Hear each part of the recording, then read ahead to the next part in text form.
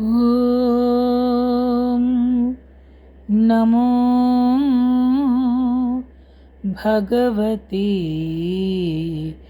శ్రీ అరవిందాయ. అందరికీ నమస్కారం. ఈరోజు గురువుగారు పూజ్యులు శ్రీ తెర్నీటి పూర్ణచంద్రరావు గారు వ్రాసినటువంటి పూర్ణయోగ తత్వం గురించి ఇంకొక వ్యాసం చదువుకుందాం. వారు దివ్యదీపికలో అచ్చైనటువంటి వారి వ్యాసం పూర్ణయోగం అంటే ప్రేమయోగమే అనే వ్యాసం. శ్రీ అరవిందులు ప్రతిపాదించిన పూర్ణయోగం అంటే ఏమిటో కొద్దిలో చెప్పమంటే నేను ప్రేమయోగం అని చెబుతాను. ప్రపంచ జీవితంలో దైవం అభివ్యక్తం అయ్యేటట్లు చేయడానికి కావలసింది ప్రేమ. ప్రేమను మన జీవితంలోకి ఎంత ఎక్కువగా తీసుకొని రాగలిగితే అంతగా మనం పూర్ణయోగ సిద్ధికి దగ్గర అవుతున్నామని అనుకోవచ్చు. అయితే ఇది పైకి కనిపించేటంత సులువైన సాధన కాదు. ఎందుకంటే ప్రేమకు ఊపిరి త్యాగం. ప్రస్తుత మానవ జీవితంలో త్యాగానికి స్థానం లేకపోవడం వల్ల ప్రేమకు కూడా స్థానం లేదు. అసలు ప్రేమ అనే పదానికి అర్థం ఏమిటి? కొంతమంది ఇతరుల మీద జాలి పడటం, ఇతరులకు సహాయపడటం, ఇతరుల కష్టసుఖాలలో పాలు పంచుకోవటం ప్రేమ అని అనుకుంటారు. ఇవన్నీ ప్రేమకు ప్రకటన రూపాలే తప్ప ఇదే ప్రేమ కాదు. ప్రేమ అనేది మన వ్యక్తిత్వాన్ని ఆక్రమించినప్పుడు జాలి, పరోపకారం మొదలైన గుణాలన్నీ మన బాహ్య జీవితంలో అభివ్యక్తం అవుతాయి. కానీ బాహ్య జీవితంలో ఈ గుణాలను కష్టపడి అలవర్చుకున్నంత మాత్రాన మన అస్తిత్వం ప్రేమమయమైందని అర్థం కాదు. ఇది మనకు విడ్డూరంగా అనిపించవచ్చు. కొంచెం ఆలోచిస్తే ఇందులో ఉన్న సత్యం మనకు బోధపడుతుంది. మనకు రెండు అంతరాత్మలు అంటే రెండు వ్యక్తిత్వాలు ఉన్నాయని శ్రీ అరవిందులు చెప్పారు. ఒకటి మన అంతరంగం లోతుల్లో నిగూఢంగా ఉన్నటువంటి నిజమైన అంతరాత్మ, ట్రూ సోల్. ఇది ఒక దివ్యమైన అంశ. దైవాభివ్యక్తి జరగటానికి వీలు కల్పించే ఒక మెట్టు. రెండవది ఏమిటంటే కామన అంతరాత్మ, డిజైర్ సోల్. ఇది మన వ్యక్తిత్వంపై అంచు మీద ఉన్నది. ప్రపంచంలో మనకు ఏర్పడే సంబంధాల వల్ల కలిగే అనుభవాలన్నింటినీ ఇది సమన్వయించి ఒక అర్థాన్ని కలిగిస్తుంది. దీనికే మరొక పేరు అహం అంటే ఈగో. ప్రతి అనుభవం నాది, పొందుతున్నది నేను అంటూ ఇది మన బాహ్య అనుభవాలన్నింటినీ క్రమ పద్ధతిలో ఉంచుతుంది. ఇప్పుడు మనం జీవిస్తున్నది ఈ బాహ్య అంతరాత్మ లేదా అహంలో. మన నిజమైన లోతైన అంతరాత్మ మనకి తెలియదు. మనకు తెలిసిందల్లా మన బాహ్య వ్యక్తిత్వం ఒక్కటే. అదే మనం అనుకుంటున్నాం. దాని ఆధారం మీదనే మన సమస్త ప్రాపంచిక జీవితం నిర్మాణం అయింది. ఈ అహంకార వ్యక్తిత్వానికి ముఖ్య లక్షణం వేర్పాటు ధోరణి. మిగతా ప్రపంచం నుంచి, మిగతా వ్యక్తుల నుంచి తాను వేరుగా ఉన్నానని భావిస్తుంది. బాహ్య ప్రపంచం తనకు కొన్నిసార్లు మేలు చేసేదిగా, కొన్నిసార్లు కీడు చేసేదిగా దీనికి కనిపిస్తోంది. ప్రపంచ తాకిళ్ల నుంచి తన్ను ప్రత్యేకతను నిలబెట్టుకోవాలని చూస్తుంది. ఇతరులు కూడా ప్రత్యేక వ్యక్తులేనని ఇది గుర్తించదు. వారిని మిత్రులుగానో, శత్రువులుగానో, ఉపకారులుగానో, అపకారులుగానో చూస్తుంది. తన భవితవ్యాన్ని కాపాడుకునే బాధ్యత తనదే అని నమ్ముతుంది. అహం వ్యక్తిత్వం జీవితంలో ప్రవర్తించేటప్పుడు రెండు ఆయుధాలను ఉపయోగిస్తుంది. అవి ఒకటి అధికారాలు, రెండు హక్కులు. అహంకారాన్ని ఒక పక్షితో పోలిస్తే కనుక ఈ రెండు దానికి రెక్కలు. అహంకారానికి అధికారాలు, హక్కులు అనేవి రెండు రెక్కలు. బండితో పోలిస్తే ఈ రెండు దానికి చక్రాలు. మన ప్రస్తుత మానవ జీవితం శాంతం ఈ రెండింటి మీదనే ప్రవర్తిస్తోంది. భార్య మీద భర్త, చిన్నవారి మీద పెద్దలు, పేదవారి మీద ధనవంతులు, బలహీనుల మీద బలవంతులు, బడిపిల్లల మీద ఉపాధ్యాయులు, కార్మికుల మీద యజమానులు, శిష్యుల మీద గురువులు అధికారాన్ని చూపిస్తూ ఉంటారు. తమ అధికారానికి హక్కులకు భంగం రానంతకాలం వీరు సత్కార్యాలు చేయటానికి వెనుకాడరు, జాలి చూపిస్తారు. తమ అధికారానికి లోబడి ఉన్నంతకాలం మీ శ్రేయస్సుకు మేం పాటుపడతాం అంటారు. కుటుంబ జీవితాలలో, సాంఘిక వ్యవస్థలలో, రాజకీయాలలో ఒకటేమిటి, మానవ జీవితానికి సంబంధించినటువంటి ప్రతి క్షేత్రంలో ఈ అధికారం రాజ్యం ఏలుతోంది. కొన్ని చోట్ల ఇది బహిరంగంగా ప్రకటన అవుతుంది, కొన్ని చోట్ల చాలా తెలివిగా, సూక్ష్మంగా, పదునుగా ప్రవర్తిస్తుంది. ఈ అహంకార జీవితం అసుర జీవితం. శ్రీ అరవిందులు అన్నట్లు సంపద, అధికారం, లైంగిక వాంఛ అసుర జీవితానికి 3 రూపాలు. వీటి ద్వారా అహం తన ప్రాబల్యాన్ని స్థాపించుకొని తన వ్యక్తిత్వానికి, ప్రత్యేకతకు భంగం రాకుండా చూసుకుంటుంది. ధర్మశాస్త్రాలను, నీతిని, వేదాంతాన్ని, రాజకీయ, ఆర్థిక, సామాజిక అంశాలని, కళను, సాహిత్యాన్ని తన ప్రయోజనాల కోసమే వాడుకుంటుంది. మన జీవితం ఈ అహం ప్రాబల్యం కింద కొనసాగినంత కాలం తన అభ్యుదయం తన మీదనే ఆధారపడి ఉందని, మిగిలిన జీవితంతో నిమిత్తం లేకుండా తనంతట తానే పెరగగలనని మన ప్రత్యేక వ్యక్తిత్వం భావిస్తున్నంత కాలం మన జీవితాలలో ప్రేమకు తావుండదు. ఒకవేళ ఆ పదాన్ని పదే పదే ఉచ్చరించినా అది కూడా అహంకార ప్రయోజనం కోసమే అయి ఉంటుంది. శతసహస్ర రూపాలతో జిత్తుల మారిగా వ్యవహరిస్తూ రామాయణంలో ఇంద్రజిత్తులుగా మాయాయుద్ధంలో ఆరితేరిన అహాన్ని తొలగించడం చాలా దుష్కరమైన విషయం. దాన్ని ఛేదించాలంటే ఒకే ఒక మార్గం జ్ఞానం. జ్ఞానం అంటే ఏమిటి? పుస్తకాలు చదవగా వచ్చే పాండిత్యమా, మేధాశక్తి వలన నిర్మించిన సిద్ధాంతాల? ఇవేవీ జ్ఞానం కావు, జ్ఞాన ప్రకటనలు మాత్రమే. అసలు జ్ఞానం అంటే తానెవరో తనకు తెలియటం. తన నిజమైన వ్యక్తిత్వం బాహ్యంలో వర్తిస్తున్న అహంకార వ్యక్తిత్వం కాదని, అంతరాంతరాలలో నిగూఢంగా ఉంటున్న అంతరాత్మ అని తెలియటం. ఇలా తెలుసుకోవటం పాండిత్యం వల్ల కానీ, సిద్ధాంతం వల్ల కానీ సాధ్యం కాదు. కేవలం సాధన వలన మాత్రమే సాధ్యం. అంతర్ముఖుడై తన నిజమైన అంతరాత్మను చేరడానికి చేసే ప్రయత్నమే సాధన. మన నిజమైన అంతరాత్మ చిత్పురుషుడు, దైవాంశ. నిరంతరం దైవం వైపుకే తిరిగి ఉంటుంది. పరమాత్మలో ఉన్న ఒక అంశను వెల్లడించడం కోసం అది ఈ ప్రపంచంలోనికి వచ్చింది.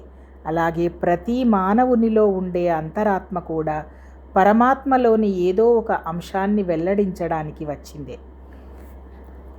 బాహ్య జీవితం అంతా ఆ వెల్లడికి సహకరించే సామాగ్రి, ప్రక్రియ.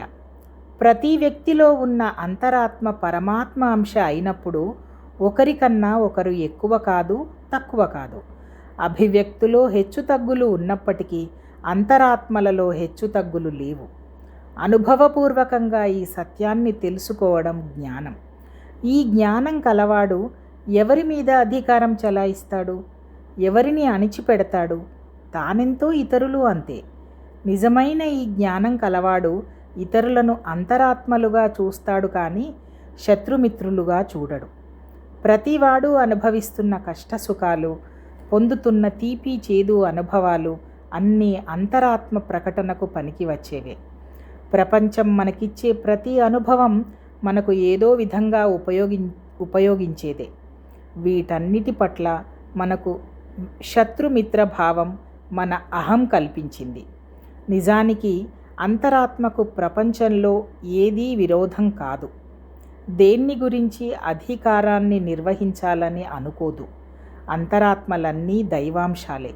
సమానత్వం, సహోదరత్వం, స్వేచ్ఛ అనే ఆధునిక ఆదర్శాలు ఈ జ్ఞానం పునాది మీదనే సఫలం కావాలి.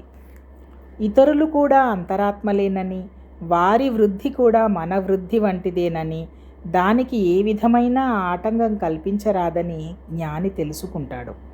వారి అభివృద్ధికి తన చేతనైనంత వరకు చేతనైన రీతిలో సహాయపడతాడు. వారితో తనకు అతి ప్రగాఢమైన అనుబంధం ఏర్పడుతుంది. ఈ అనుబంధాన్నే ప్రేమ అని వ్యవహరించారు. దైవాన్ని జీవితంలో అభివ్యక్తం చేయాలంటే ఆత్మజ్ఞానం మీద ఆధారపడిన ప్రేమతో మన వ్యక్తిత్వాలు నిండిపోవాలి. కేవలం జాలి ప్రేమ కాదు. జాలిలో జ్ఞానం లేదు. జ్ఞానం మీద నిలబడే ప్రేమను సాధించే ప్రయత్నాన్ని ప్రేమయోగం అనవచ్చు, పూర్ణయోగం అనవచ్చు. ఈ జ్ఞానం, ఈ ప్రేమ మన కర్మలకు ఆధారంగా ఉన్నప్పుడు మన జీవితం దైవాభివ్యక్తికి క్షేత్రం అవుతుంది. ఇతరులను అంతరాత్మలుగా భావించడానికి మన అహం సుతరాము ఒప్పుకోదు. మనుష్యుల మధ్య తరతమాలను సృష్టించటం దాని మూల స్వభావం. తాను వేరుగా ఎదగాలని, తన స్వార్థ ప్రయోజనాల కోసం పాటుపడాలని అహర్నిశము ప్రయత్నిస్తున్న అహం అందరినీ అంతరాత్మలుగా భావించాలంటే ఎంత త్యాగం చేయాలో చూడండి. తనలాగే అందరూ ఎవరెవరి విధానాలలో వారు ఎదగాలని అది గ్రహించాలి. ఎదగటం అంటే అదే. నేను చెప్పినట్లు చేస్తేనే మీరు ఎదుగుతారు, నేను చెప్పినట్లు వినకపోతే మిమ్మల్ని శిక్షిస్తాను అనటానికి అలవాటు పడ్డ అహం అందుకు ఒప్పుకుంటుందా? నేను పెద్దవాణ్ణి, చిన్నవాళ్ళ బాగోగులు నాకు తెలుసు, చిన్నవాళ్లకు తెలియదు, వారిని నయానో భయాన్నో నేనే దారిలో పెట్టి నడిపించాలి అని అహం భావిస్తుంది. అంతేకాని వారు కూడా దైవాంశాలేనని, వారు దైవాంశాలను వెల్లడించుకోవటం కోసం జన్మించారని అది గుర్తించదు. అందరం కలిసి పెరగాలని తెలుసుకోదు.